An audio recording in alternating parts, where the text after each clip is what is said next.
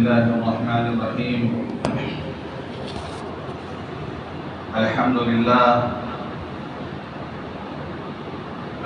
لله رب العالمين،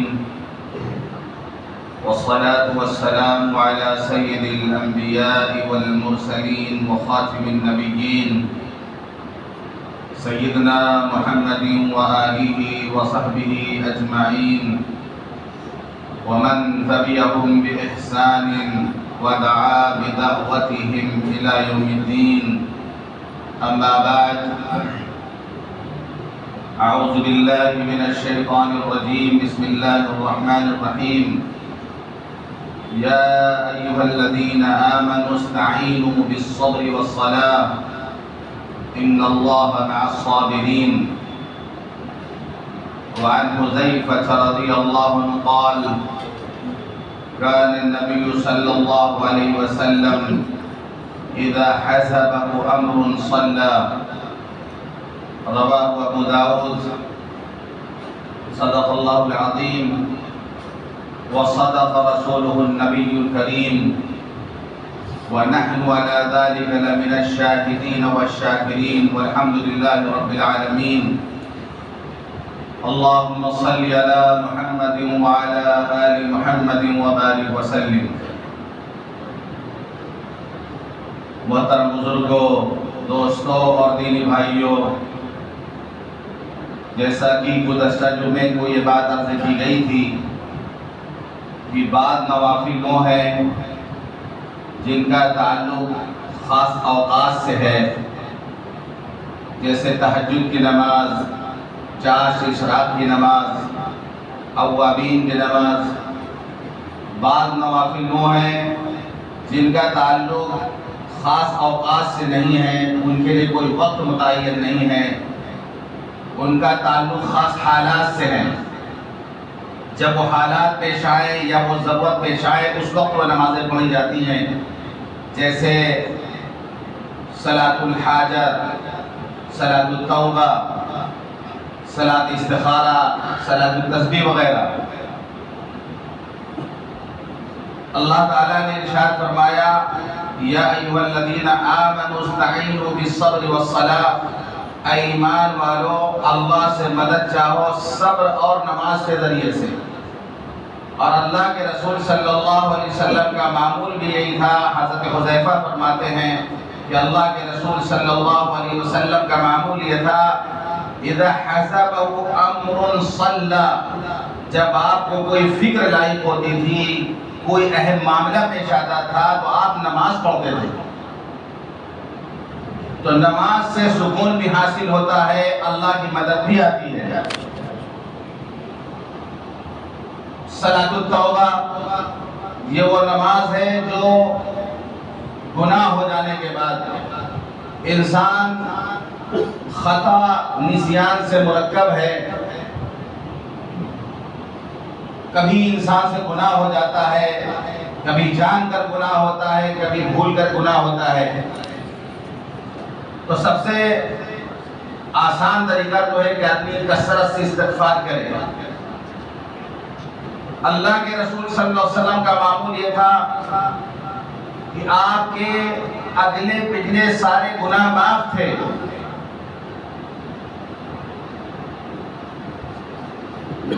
اس کے باوجود آپ روزانہ، کسی حدیث میں آتا ہے کہ 70 مرتبہ استغفار کرتے تھے، کسی روایت میں آتا ہے 100 مرتبہ استغفار کرتے تھے. تو آدمی استغفار کی کثرت کرے. اللہ کے رسول صلی اللہ علیہ وسلم نے فرمایا: میری امت کے پاس 2 امانیں ہیں، 2 چیزیں ہیں.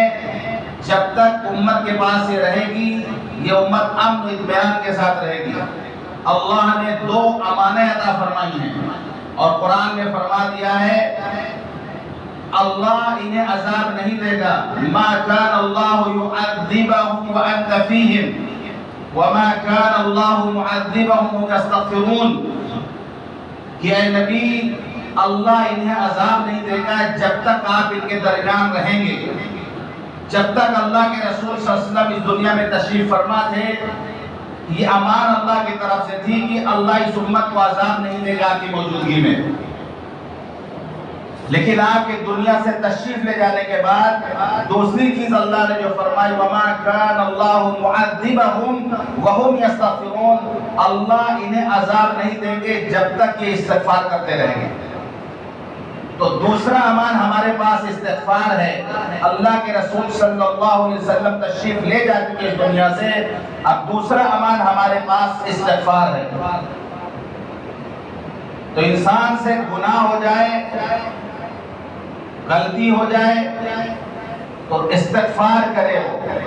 آپ نے فرمایا کلکم خطاؤن وخیر الخطائین التوابون، تم میں سے ہر ایک گنہگار ہے. کلکم خطاؤن، تم سب کے سب گنہگار ہو. وخیر الخطائین التوابون، لیکن بہترین گنہگار وہ ہیں جو توبہ کرتے ہیں. خیر الخطائین التوابون، بہترین گناہ کرنے والے وہ ہیں، خطا کرنے والے وہ ہیں جو توبہ کر لیتے ہیں. جب ان سے گناہ ہو جاتا ہے شامت اعمال کی وجہ سے، نفس سے مغلوب ہو کر فوراً وہ تائب ہوتے ہیں، فوراً ندامت ان کو ہوتی ہے.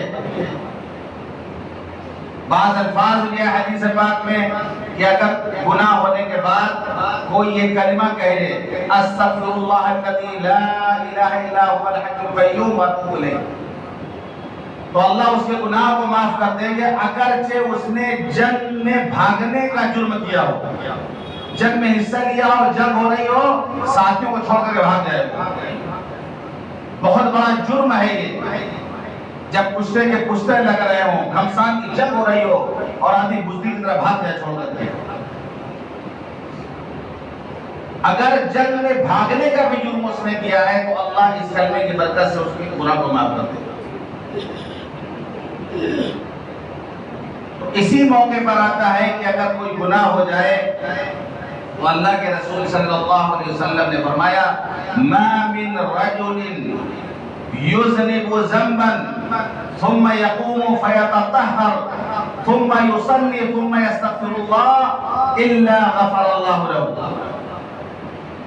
تم میں سے اگر کوئی گناہ کر لے پھر وہ اٹھے، وضو کرے، نماز پڑھے اور اللہ سے استغفار کرے تو اللہ اس کے گناہوں کو معاف کر دیں گے.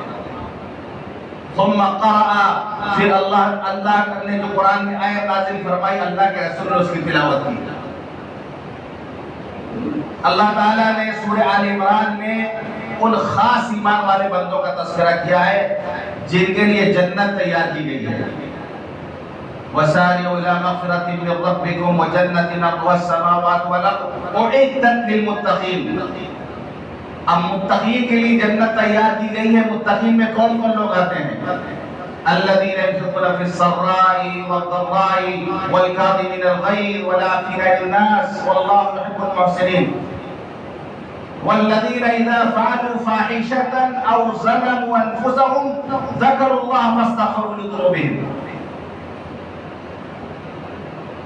جنت ان کے لیے تیار کی گئی ہے جو اللہ کے راستے میں خرچ کرتے ہیں، تنگی میں بھی کشادگی میں بھی، غصے کو پی جانے والے ہیں، لوگوں کو معاف کر دینے والے ہیں. انہی میں تذکرہ کرتے کرتے آگے اللہ فرماتا والذین اذا فعلوا فاحشۃ، جنت ان کے لیے بھی تیار کی گئی ہے جن سے کوئی گناہ ہو جاتا ہے. والذین اذا فعلوا فاحشۃ، جب ان سے کوئی گناہ سرزد ہو جاتا ہے. او ظلموا انفسهم، یا وہ گناہ جرم کر کے اپنی جان پر ظلم کر لیتے ہیں. ذکر اللہ، فوراً اللہ کو یاد کرتے ہیں. واستغفروا لذنوبهم، اور اپنے گناہوں کی معافی چاہتے ہیں. ومن یغفر الذنوب الا اللہ، اللہ کے سوا کون ہے جو گناہوں کو معاف کر دے. وَلَمْ يُصِرُّوا عَلَى مَا فَعَلُوا وَهُمْ يَعْلَمُونَ، اور جان بوجھ کر کے اپنے گناہ پر اصرار نہیں کرتے. جان بوجھ کر گناہ پہ اصرار کرنا، گناہ پہ گناہ کرتے رہنا، گناہ پہ گناہ کرتے رہنا، توبہ نہ کرنا، یہ خطرناک چیز ہے. لیکن اگر کبھی گناہ ہو جائے فوراً اللہ کو یاد کرتے ہیں استغفار کرتے ہیں تو اللہ کے علاوہ کوئی گناہ کو معاف کرنے والا نہیں ہے.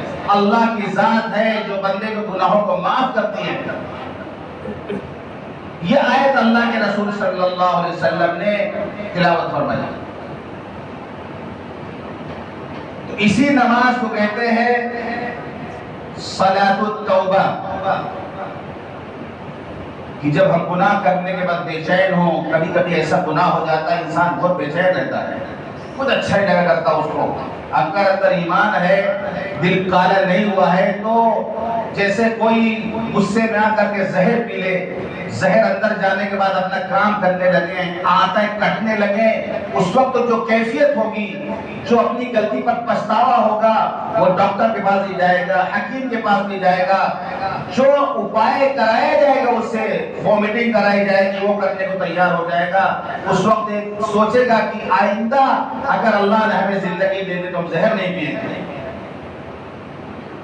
یہ کیفیت جو ہے گناہ ہونے کے بعد انسان بے چین ہو، جب تک جیسے زہر پینے کے بعد جب تک وومیٹنگ نہ ہو جائے، کہیں نہ ہو جائے، اس وقت تک سکون نہیں ملتا.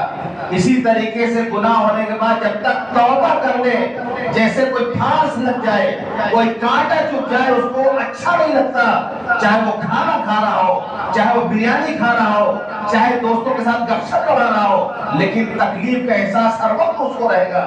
ایسے ہی دل کے اندر ایک کانٹا چپ جائے ندامت کا، جب تک توبہ نہ کر لے اس کو سکون نہ ملے، اس کو سکون نہ ملے. چاہے کھانا کھا رہا ہو تب بھی بے چین ہے، دوستوں کے ساتھ بیٹھا ہے تب بھی بے چین ہے. جب تک وہ توبہ نہیں کر لیتا، صلاۃ التوبہ نہیں پڑھ لیتا، اس کو سکون نہیں ملتا. اسی موقع کے لیے اللہ کے رسول صلی اللہ علیہ وسلم نے یہ نماز تعلیم فرمائی ہے. یہ وقت اس کے لیے خاص نہیں ہے، حالات کے اعتبار سے جب ایسی حالت پیش آ جائے یہ نماز پڑھنا. اسی طریقے سے ہے صلاۃ الحاجہ. اللہ کے رسول صلی اللہ علیہ وسلم نے فرمایا من كانت له حاجة من الله او الى احد من بني آدم، اگر کسی کو اللہ سے کوئی ضرورت پڑ جائے مانگنے کی، اور کون ایسا جس کو اللہ سے مانگنے کی ضرورت نہ ہو؟ اللہ نے صاف کہہ دیا یا ایھا الناس انتم الفقراء الی اللہ، اے لوگوں تم سب کے سب بھکاری ہو، تم سب کے سب فقیر ہو. چاہے دنیا کا ارب پتی کھرب پتی کیوں نہ ہو، لیکن اللہ نے اس کو بھی کہا ہے یا ایھا الناس، اے انسانوں انتم الفقراء، تم سب بھکاری ہو.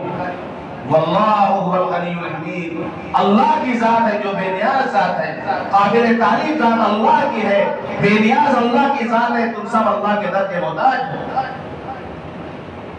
تو اگر کسی کو کوئی کام پڑ جائے، من كان له حاجة إلى اللہ، اللہ سے اس کو مانگنا ہے، او الى احد من بني آدم، یا کسی انسان سے کوئی کام پڑ گئے. دونوں باتیں اللہ کے رسول صلی اللہ علیہ وسلم نے ارشاد فرمائی.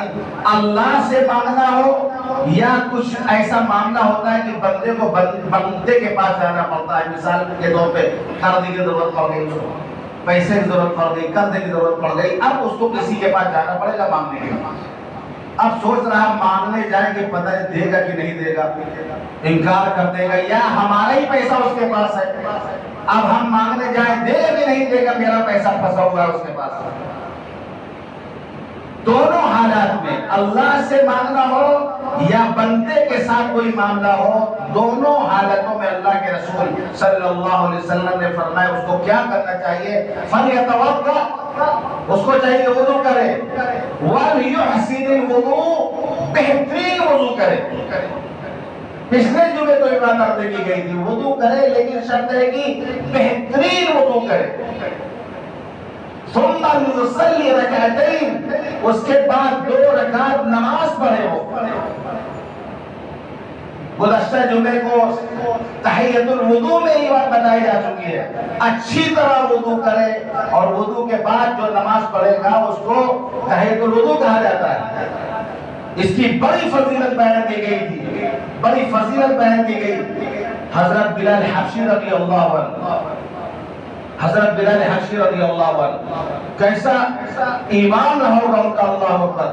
اللہ کے رسول صلی اللہ علیہ وسلم نے پوچھا بلال تمہارے پاس ایسا کون سا عمل ہے، کون سا تم ایسا عمل کرتے ہو بلال کہ میں نے جنت میں اپنے آگے تمہارے چلنے کی آواز سنی؟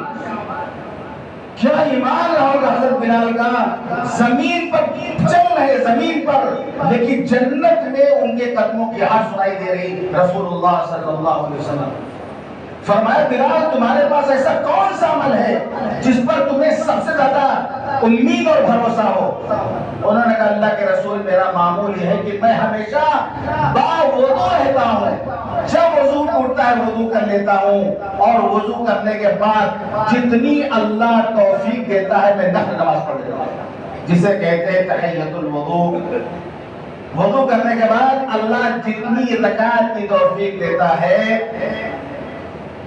اتنی نماز ہم پڑھ لیتے ہیں۔ یہ عمل بتایا کہ یہ عمل ہی ہمارے پاس ہے جس کی مجھے امید ہے۔ یہ مقام اللہ نے حضرت بلال کو عطا فرمایا تھا۔ تو اللہ کے رسول نے اپنے آگے جنت میں ان کے قدموں کے آواز سنی۔ خواب میں یہ منظر آپ نے دیکھا تھا، خواب میں، یعنی کہ حضرت بلال اللہ کے رسول صلی اللہ علیہ وسلم سے پہلے جنت میں داخل ہو جائیں گے۔ ہاں اس حدیث سے ضرور پتا چلا کہ حضرت بلال رضی اللہ عنہ جنتی ہیں۔ فَلْيُحْسِنِ الْوُضُوء، اچھی طرح وضو کرے، ثُمَّ لِيُصَلِّ رَكَعَتَيْن، پھر 2 رکعت نماز پڑھے۔ 2 رکعت نماز پڑھنے کے بعد ثُمَّ لَيُثْنِيَ عَلَى اللَّهِ، اللہ کی حمد و ثنا کرے، اللہ کی تعریف کرے۔ جیسے آدمی کی یہ بات چاہتا کوئی ضرورت کے لیے پہلے بہت تعریف کرتا اس کی، آپ سے تو ہماری بڑی رشتہ داری ہے، باپ دادا کے زمانے سے تعلقات آپ سے ہمارے چل رہے ہیں، ماشاءاللہ ابھی بھی تعلقات ہمارے باقی ہیں، آپ تو بڑے اچھے آدمی ہیں، کئی کی حج آپ نے کر رکھے ماشاءاللہ، آپ تو حاجی صاحب ہیں، خوب آدمی پہلے تعریف کرتا ہے، اس کے بعد جا کر کے اپنی بات آدمی رکھتا ہے۔ تو چونکہ تعریف سن چکا ہے وہ اپنی، تو انکار بھی اتنا نہیں کرے گا، کچھ نہ کچھ تو دے گا ہی۔ دعا کا اصل طریقہ یہی ہے، دعا کا اصل طریقہ یہی ہے جو یہ کہا جاتا ہے کہ پہلے درود شریف پڑھو، نہیں حدیث سے پتہ چلتا ہے پہلے اللہ کی تعریف کرو، پہلے اللہ کی تعریف کرو اس کے بعد درود شریف پڑھو۔ اللہ کا حق پہلا ہے، اللہ کے بعد کوئی دوسرا جناب محمد رسول اللہ صلی اللہ علیہ وسلم۔ اللہ کے رسول صلی اللہ علیہ وسلم تعریف فرما رہے نماز میں کہ 2 رکعت نماز پڑھے، ثم لیثنی علی اللہ تعالی، پھر وہ اللہ کی حمد و ثنا بیان کرے، جیسے سورہ فاتحہ میں ہمیں سکھائی جائے۔ پہلے کہتا ہے الحمدللہ رب العالمین، اے اللہ آپ سارے جہانوں کو پالن ہار ہے، اے اللہ آپ رحمان بھی ہے، رحیم بھی، تعریف اللہ کی کرنا بند ہے۔ سورہ فاتحہ میں شروع میں تعریف کر رہا، اللہ دونوں جہاں کے پالنے والے ہیں، سارے جہانوں کے مالک ہیں، آپ رحمان بھی ہیں، رحیم بھی ہیں، روز جزا کے مالک آپ ہیں، اللہ کی تعریف کر کے اب دعا نیچے نہ کر رہا، اہدنا الصراط المستقیم، اے اللہ ہمیں صراط مستقیم عطا فرما۔ پہلے اللہ کی تعریف کیا، نیچے آ کے دعا مانگ رہا کہ اہدنا الصراط المستقیم، اے اللہ ہمیں صراط مستقیم عطا فرما۔ تو دعا کا اصل طریقہ یہ ہے۔ ثم لیصلی علی النبی صلی اللہ علیہ وسلم، پھر نبی صلی اللہ علیہ وسلم پر درود و سلام بھیجے۔ یہ نبی صلی اللہ علیہ وسلم طریقہ بتا رہے ہیں، پہلے اللہ کی تعریف کریں، اس کے بعد نبی صلی اللہ علیہ وسلم پر درود و سلام بھیجے، اس کے بعد پھر یہ دعا کریں، وہ دعا اللہ کے رسول نے سکھائی ہے۔ ثم لیقل، پھر یہ کہے لا الہ الا اللہ الحلیم الکریم، سبحان اللہ رب العرش العظیم، الحمدللہ رب العالمین، اسألک موجبات رحمتک وعزائم مغفرتک والغنیمة من كل بر والسلامة من كل اسم، لا تدانا للذنب الا غفرتا ولا ہما الا فرجتا ولا حاجة هي لك رضا الا قضيتها یا ارحم الراحمین۔ آپ کہیں کہ اتنی لمبی دعا نہیں یاد کر پائیں گے،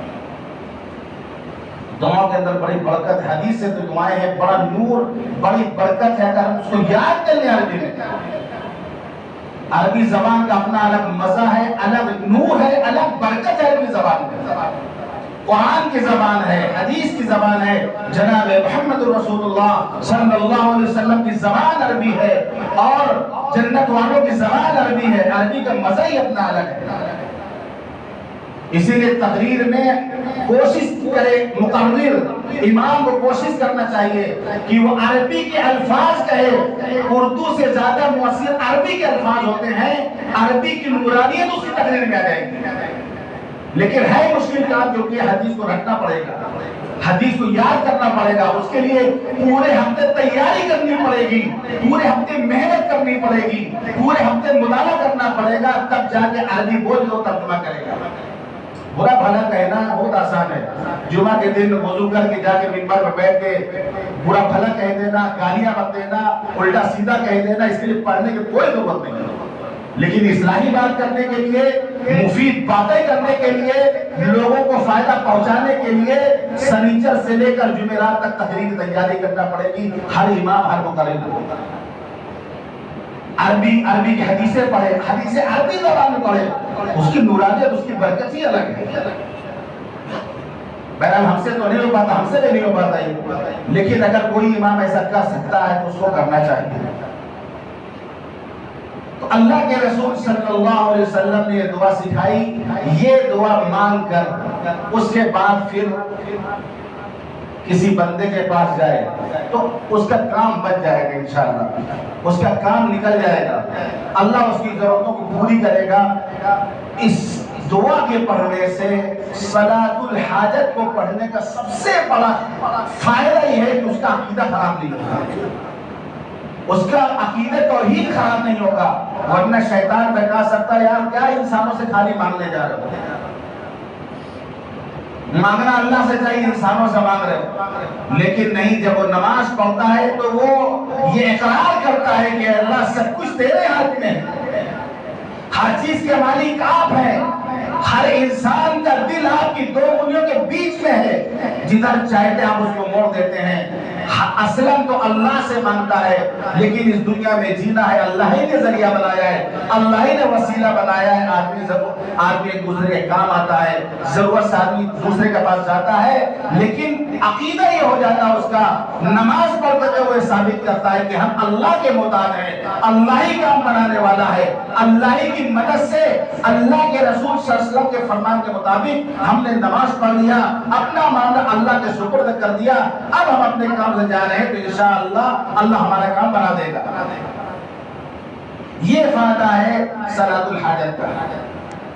اسی طریقے سے ہے صلاۃ استخارہ، استخارہ کی نماز۔ ہمارا علم ناقص ہے، ہمارے کام میں بھول چوک ہوتی ہے، بہت کام کرتے غلط ہو جاتا ہے۔ حضرت جابر رضی اللہ عنہ کہتے ہیں اللہ کے رسول صلی اللہ علیہ وسلم نماز استخارہ ہمیں اس طرح سکھاتے تھے، اس طرح سکھاتے تھے جس طریقے سے ہمیں قرآن کی سورتوں کو سکھاتے تھے، قرآن کی سورتوں سے جس طرح سکھاتے تھے آپ، اسی طرح نماز استخارہ ہمیں سکھاتے تھے۔ صلاۃ استخارہ کا مطلب ہوتا ہے، استخارہ کا مطلب ہے خیر سے بنا ہے، اللہ سے خیر مانگنا، خیر طلب کرنا۔ دوسری زبان میں آپ کہہ سکتے ہیں صلاۃ استخارہ اللہ سے مشورہ کرنا۔ کسی نوجوان کا رشتہ دو جگہ سے آ رہا ہے، ایک ہی مثال دے تو نوجوانوں کو مزہ آئے گا، دو جگہ سے رشتہ آ رہا ہے، اس کا دونوں جگہ سمجھ لے رہا ہے کس لڑکی سے ہم شادی کریں، کس لڑکی سے کریں، تو اس کو چاہیے کہ پھر وہ اللہ سے مشورہ کرے، صلاۃ استخارہ کرے، استخارہ کرے۔ وہ استخارے کا طریقہ اللہ کے رسول صلی اللہ علیہ وسلم فرمایا کہ 2 رکعت نماز پڑھے، نماز پڑھنے کے بعد پھر ایک دعا ہے، حدیث میں ایک طویل دعا ہے، اللہم انی استخیرک بعلمک واستقدرک بقدرتک واسألک من فضلک العظیم فإنک تقدر ولا اقدر وتعلم ولا اعلم وانت علام الغیوب۔ اس کے بعد بھی لمبی دعا ہے، تفسیر کا موقع ہے، یعنی لمبی دعا ہے، وہ دعا پڑھ لے۔ اس کے بعد داہنی کروٹ پر باوضو سو جائے تو یا 2 چیز خواب میں نظر آ جائے گی، یا خواب سے بیدار ہوگا، دل کا دائیا ادھر کی طرف جائے گا کہ یہ کام آپ کو زیادہ اچھا ہے، یہ وائرل کی بیسٹ رہے گی ہمارے لیے، تو جدھر دل کا ارادہ جائے وہیں پر ہاں کر لے گا۔ ایک دن میں بھی ہو سکتا ہے، 2 دن میں بھی ہو سکتا ہے، 1 ہفتہ بھی لگ سکتا ہے، کوئی ضروری نہیں استخارہ ایک دن کرنے سے آپ کو پتہ چل جائے گا۔ حضرت عمر رضی اللہ عنہ نے استخارہ کیا، تدوین حدیث ہم جمع کریں کہ نہ کریں، اس کے لیے حضرت عمر رضی اللہ عنہ جیسے صحابی کو 1 مہینے استخارہ کرنا پڑا۔ استخارہ میں بات آئی تھی کہ نہیں حدیث نہ جمع کرو، جیسے ویسے رہنے دو۔ 1 مہینے حضرت عمر نے استخارہ کیا تھا۔ ہمارے یہاں تو بہت آسان ہے، مولانا لوگوں سے استخارہ لوگ کروا رہے ہیں، حضرت آپ استخارہ کر دیجیے۔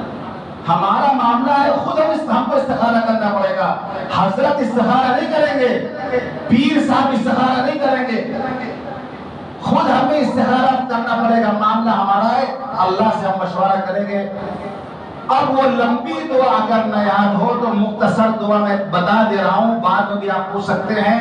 نماز پڑھنے کے بعد دعا کرے وہ، اس میں جملہ کہہ لے اللہم اغفر لی واختر لی، اللہم اغفر لی واختر لی۔ یہ سمجھ لی ایمان مجمل ہو گیا، جیسے ایمان مفصل تفصیل کے ساتھ ہے، ایمان مجمل شارٹ کٹ کے ساتھ ہے، تو یہاں پر سمجھ اللہم اغفر لی واختر لی۔ کوئی بھی معاملہ ہو، بزنس کا معاملہ ہو، ہمیں سمجھ نہ رہا ہو کیا کریں ہم، اس موقع کے لیے صلاۃ استخارہ ہے۔ اللہ کی طرف سے جو خیر ہوگا وہ انشاءاللہ دل کا مطالبہ ہو جائے گا، یا خواب میں سفید چیز نظر آ جائے، ہری چیز نظر آ جائے تو سمجھ لیجئے کہ راستہ کھلا ہوا ہے، کالا چیز نظر آئے سمجھ لیجئے بند ہے، یہ لال لال ریڈ نظر آئے بند ہے، یہ کوئی ضروری خواب میں نظر آئے، کوئی ضروری خواب میں نظر آئے، کرتے کرتے دل کا رجحان ادھر ہو جائے گا۔ اسی طریقے سے نماز ہے جسے کہتے ہیں صلاۃ التسبیح۔ صلاۃ التسبیح اس لیے اس کو کہتے ہیں کیونکہ اس میں تسبیح پڑھی جاتی ہے، سبحان اللہ والحمدللہ ولا الہ الا اللہ واللہ اکبر، یہ تسبیح پڑھی جاتی ہے، اس لیے اس کو کہتے ہیں صلاۃ التسبیح۔ اللہ کے رسول صلی اللہ علیہ وسلم نے اپنے چچا محبوب چچا حضرت عباس بن عبد المطلب کو یہ نماز سکھائی تھی، اتنے خوبصورت انداز میں سکھائی ہے آپ نے، اتنے خوبصورت الفاظ ہیں حدیث کے، اللہ اکبر۔ 4 لفظ آپ نے پہلے فرمائے، یا عمہ، یا عباس، الا اعطیک، الا انہک، الا اخبرک، الا افعل بک 10 خصال، اے میرے چچا جان، کیا میں آپ کو قیمتی تحفہ نہ دوں؟ پھر دوسرا الا انہک، کیا میں آپ کو کوئی گفٹ نہ دوں؟ الا اخبرک، اے چچا جان، کیا میں آپ کو ایک قیمتی بات نہ بتا دوں؟ الا افعل بک 10 خصال، اے چچا جان، کیا میں آپ کے 10 کام نہ کر دوں؟ 4 لفظ آپ نے استعمال فرمائے اس نماز کو بتانے سے پہلے حضرت عباس۔ پھر فرمائے چچا جان، اذا انت فعلت ذلك، آپ جب یہ نماز پڑھیں گے، یہ کام کریں گے تو 10 جو گفٹ آپ دے رہے ہیں، 10 کام جو کر رہے ہیں وہ مل جائے گا۔ اللہ آپ کے گناہوں کو معاف کر دے گا، اولہ و آخرہ، قدیمہ و حدیثہ، خطأہ و عمدہ، صغیرہ و کبیرہ، سرہ و علانیتہ۔ 10 طریقے کے گناہ اللہ معاف کریں گے اس نماز کی برکت سے۔ اگلا پچھلا، نیا پرانا، جان بوجھ کر کیا گیا، بھول کر کیا گیا، صغیرہ کبیرہ، خلوت میں کیا گیا، جلوت میں کیا گیا، یعنی تنہائی میں کیا گیا ہو یا محفل میں کیا گیا ہو، ہر قسم کے گناہ جو اللہ اس نماز کی برکت سے معاف کر دیں گے۔ اے چچا، اگر ہو سکے تو روزانہ آپ صلاۃ التسبیح پڑھ لیں۔ پہلے اللہ کے رسول کون پڑھ پائے گا؟ آپ نے فرمایا تو ہر جمعہ پڑھ لیا کریں آپ۔ فرمایا ہر جمعہ کو کون پڑھ پائے گا؟ آپ نے فرمایا مہینے میں پڑھ لیں۔ فرمایا مہینے میں نہیں پڑھ پائے گا، فرمایا سال میں پڑھ لیں۔ ایک روایت میں یہی تک بات ہے کہ سال میں ایک بار پڑھ لے آدمی، لیکن دوسری روایت میں ہے کہ زندگی کے پر کم سے کم صلاۃ التسبیح اس کو پڑھ لینا چاہیے۔ اس کا فائدہ یہ ہوگا گناہوں سے پاک صاف ہو جائے گا، صغیرہ کبیرہ ہر طرح کے گناہ اللہ اس نماز کی برکت سے معاف کر دے گا۔ ان تصلی 4 رکعات، اے چچا جان 4 رکعت نماز آپ پڑھیں۔ پھر آپ نے نماز کا طریقہ بھی بتا دیا اپنے چچا کو کہ صلاۃ التسبیح پڑھنا کیسے ہے۔ سبحان اللہ والحمدللہ ولا الہ الا اللہ واللہ اکبر، جو تیسرا کلمہ آپ پڑھتے ہیں، یہ تسبیح 4 رکعت میں ہر رکعت میں 75 بار پڑھنا ہے۔ 300 کی تعداد پوری کرنی ہے جس طریقے سے ہم ظہر کی سنت پڑھتے ہیں سورہ ملا کر کے، اسی طریقے سے ہم نماز پڑھیں گے، ترتیب وہی ہوگی بالکل جو ہم نمازیں پڑھتے ہیں، لیکن آخر میں پہلی رکعت میں جب ہم سورہ پڑھ لیں گے، سورہ پڑھنے کے بعد 15 مرتبہ تسبیح پڑھنا ہے، پھر رکوع میں 10 مرتبہ، رکوع سے اٹھ کر 10 مرتبہ، سجدے میں 10 مرتبہ، سجدے سے اٹھ کر 10 مرتبہ، دوسرے سجدے میں 10 مرتبہ، دوسرے سجدے سے اٹھنے کے بعد بیٹھ کر پھر 10 مرتبہ، اس طرح 75 مرتبہ یہ رکعت ہو جائے گا۔ ہر رکعت میں اسی طریقے سے کرنا ہے، یہ طریقہ حدیث سے ثابت ہے۔ دوسرا طریقہ یہ بھی بتایا گیا ہے کہ ثنا پڑھنے کے بعد 15 مرتبہ پڑھ لے، اعوذ باللہ بسم اللہ، سورہ فاتحہ پڑھے، سورہ فاتحہ کا سورہ پڑھے، اس کے بعد پھر 10 مرتبہ پڑھ لے۔ اگر قیامی میں اس کا 25 مرتبہ ہو گیا ہے تو دوسرے سجدہ کرنے کے بعد بیٹھ کر 10 اس کو پڑھنے کی ضرورت نہیں پڑے گی، دوسری سجدے کے بعد وہ کھڑا ہو جائے گا یا بیٹھ جائے گا۔ یہ نماز ہے، کم سے کم ہر ہفتہ روز پڑھے، نہیں تو ہفتے میں پڑھے، جمعے کے دن پڑھے، کوئی ٹائم اس کے لیے نہیں، جس وقت موقع ہو اس وقت پڑھ لے، نہیں تو مہینے میں پڑھ لے، سال میں پڑھ لے، زندگی میں تو پڑھ لیجیے ہم لوگوں کے مرتبہ زندگی میں، تو اس سے گناہ معاف ہوتے ہیں، ہر طرح کے گناہ اللہ معاف کرتا ہے۔ زمین کا سب سے بڑا گنہگار بندہ جو سب سے بڑا گنہگار ہو وہ بھی صلاۃ التسبیح پڑھ لے تو اللہ اس کو بھی معاف کر دے گا۔ یہ وہ نمازیں ہیں جن کا تعلق خاص حالات سے ہے، جب ایسے حالات پیش آئیں تو ہم اللہ سے مدد چاہیں نماز کے ذریعے سے۔ اللہ تعالی ہم سب کو کہنے اور سننے عمل کرنے کی توفیق عطا فرمائے۔ وآخر دعوانا الحمد للہ رب العالمین۔